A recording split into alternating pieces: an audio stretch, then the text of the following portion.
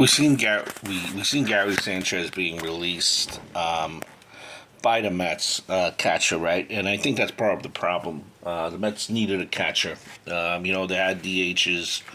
They wanted a catcher. They were looking for a catcher, right? So they gave him a chance. I think he could still hit. The problem is, I don't know if catching is the best thing for him. Maybe DH would be the best for him, right?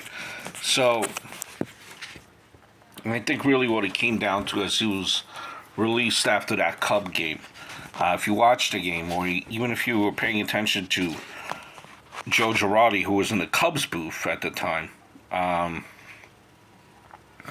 it's kind of a thing to hear. It was from what I understand, it was a three-man booth. Joe Girardi was in that booth that night, and Joe was basically calmly describing everything that Sanchez was doing wrong, which unfortunately seemed to be doing everything in that game. And it was kind of getting funny and sad at the same time. Then Senga launched one about 5 feet over his head on purpose, and he made a great play by actually catching it. And Joe couldn't believe it. Joe would go, see, now he's on one knee. He can't push off and go right, and it would go right, and he's gonna miss it. Kind of, you've got to experience, you've got to heard it to kind of believe it.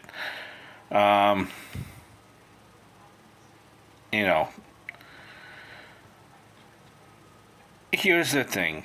I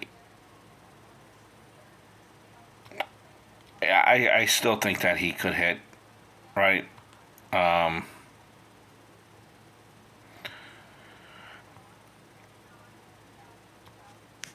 Keep this in mind. Remember, Jed Larry says to hold his beer. $20 million for one walk and eight plate appearances with no hits for the Mets. Anyway, that's basically what it is. He can accept an assignment and the Mets will keep him stashed in AAA. Or if he refuses an assignment, another team will surely pick him up and be on the hook for at least the league minimum of $700,000, which will be subtracted from the Mets owe. Either way, the money is negligible. I don't see. You really don't see the big deal.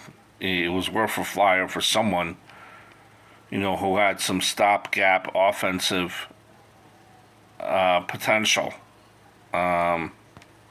You hope. I hope he lands again somewhere on his feet. I hope all is well.